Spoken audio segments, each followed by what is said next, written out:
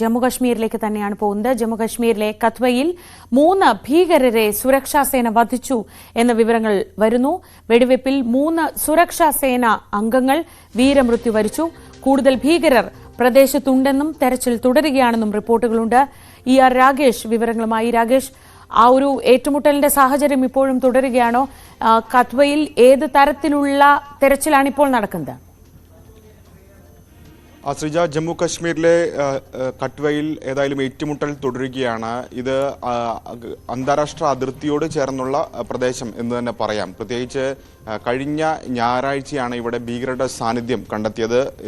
സന്യാൽ എന്ന് പറയുന്ന ഗ്രാമത്തിൽ, അത് അന്താരാഷ്ട്ര അതിർത്തിയോട് ചേർന്ന് കിടക്കുന്ന ഗ്രാമമാണ്. അവിടെ ഭീകരരുടെ സാന്നിധ്യം പ്രദേശവാസികൾ കണ്ടെത്തിയിരുന്നു. തൊട്ടടുത്തുള്ള വനമേഖലയാണിത്. അവിടെ വിറക് ശേഖരിക്കാൻ പോയ ഗ്രാമീണരാണ് ഭീകരരുടെ കണ്ടെത്തിയത്. അതിർത്തി കടന്നു വന്ന ഭീകരരുടെ സാന്നിധ്യം കണ്ടെത്തിയത്. തുടർന്ന് കഴിഞ്ഞ ഞായറാഴ്ച മുതൽ അവിടെ തെരച്ചിൽ തുടരുന്നുണ്ട്. ഈ തെരച്ചിലാണ് ഇന്നലെ രാവിലെ 8 മണിയോടുകൂടി ഏറ്റുമുട്ടലിലേക്ക് എത്തിയത്. ഏതായാലും ഇപ്പോഴും ഏറ്റുമുട്ടൽ തുടരുകയാണ്.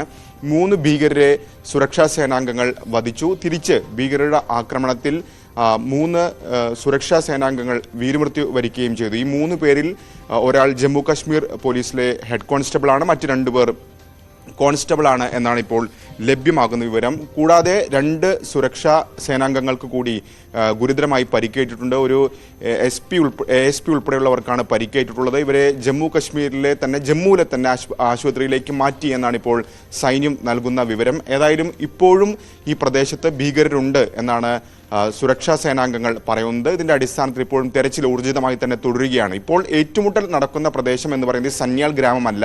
അവിടെ നിന്ന് ഏതാണ്ട് 30 കിലോമീറ്റർ അകലെ രാജ്ബാഗ് എന്ന് പറയുന്ന പ്രദേശത്താണ് ഇപ്പോൾ ഏറ്റുമുട്ടൽ നടക്കുന്നത്. അപ്പോൾ ഈ ദേശീയപാതയിലൂടെ ഇവർ ഏതാണ്ട് 30 കിലോമീറ്റർ മുൻപോട്ട് സഞ്ചരിച്ചു എന്ന് വേണം മനസ്സിലാക്കാൻ. അതുകൊണ്ട് തന്നെ ഇവർ കൂടുതൽ പേരുണ്ട്. ഏറ്റവും ചുരുങ്ങിയത് ഒരു 4 പേരെങ്കിലും ഈ സംഘത്തിലുണ്ട് എന്ന നിഗമനത്തിലാണ് സുരക്ഷാ സേനയുള്ളത്. ഇതിന്റെ അടിസ്ഥാനത്തിൽ തെരച്ചിൽ ഊർജിതമായി തന്നെ തുടരുകയാണ്. ജമ്മു കശ്മീർ പോലീസിന് പുറമെ സൈന്യം ഉൾപ്പെടെ അങ്ങനൊരു സംയുക്ത സേനയാണ് ഇവിടെ ഭീകരർക്കായുള്ള തെരച്ചിൽ ഈ ഘട്ടത്തിൽ തുടരുന്നത്. പക്ഷേ ഇതിനൊരു പ്രതിസന്ധിയാകുന്ന പ്രധാനപ്പെട്ട കാര്യം ഭൂപ്രദേശം തന്നെയാണ്. കാരണം വനമേഖലയോട് ചേർന്ന് കിടക്കുന്ന പ്രദേശമാണ്. ഭീകരർ വനത്തിനകത്താണ് ഒളിച്ചിരിക്കുന്നത്.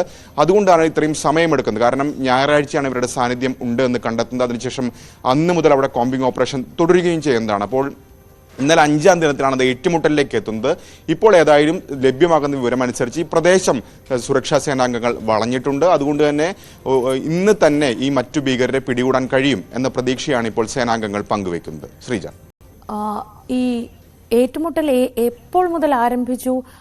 എങ്ങനെയാണ് ഈ ഭീകരർ ഈ ഭാഗത്ത്, അവിടുത്തെ ജോഗ്രഫി ഒരു പ്രധാനപ്പെട്ട ഘടകമാണെന്ന് പറയുമ്പോഴും ഇങ്ങനെ ഒരു അന്തരീക്ഷം കഴിഞ്ഞ ദിവസങ്ങളിൽ അവിടെ നിലനിന്നിരുന്നു?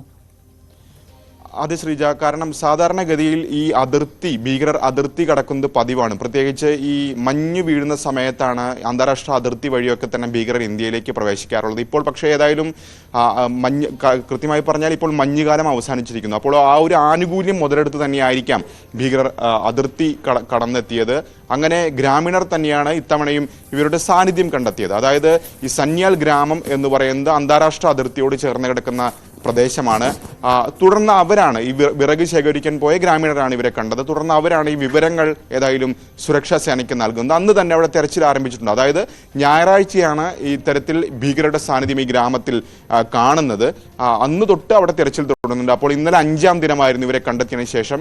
ഇന്നലെയാണ് പക്ഷെ അത് ഏറ്റുമുട്ടലിലേക്ക്, രാവിലെ 8 മണിയോടുകൂടിയാണ് അത് ഏറ്റുമുട്ടലിലേക്ക് വഴിമാറിയത്. ആ ഏറ്റുമുട്ടലിലാണ് 3 ഭീകരരെ വധിക്കാൻ കഴിഞ്ഞത്. ഏതായാലും ഈ സംഘത്തിൽ 3 പേരെ അല്ല എന്ന് ഉറപ്പിച്ച് പറയുന്നുണ്ട് ഗ്രാമീണർ. ഒപ്പം തന്നെ സുരക്ഷാ സേനാംഗങ്ങളും അത് തന്നെയാണ് പറയുന്നത്. കാരണം കഴിഞ്ഞ ദിവസമൊക്കെ നടത്തിയ ഈ തെരച്ചിൽ കോമ്പിംഗ് ഓപ്പറേഷനിൽ അവിടെ നിന്ന് തോക്കുകൾ കണ്ടെത്തിയിട്ടുണ്ട്, മറ്റു ആയുധങ്ങളൊക്കെ തന്നെ കണ്ടെത്തിയിട്ടുണ്ട്. അപ്പോൾ ഇവർ വലിയൊരു സംഘം ഇന്ത്യയിലേക്ക് കടന്നു എന്ന നിഗമനത്തിൽ തന്നെയാണ് സുരക്ഷാ സേനയുള്ളത്. ഇതിന്റെ അടിസ്ഥാനത്തിലാണ് ഇപ്പോൾ ഈ ഘട്ടത്തിൽ തെരച്ചിൽ തുടരുന്നത്.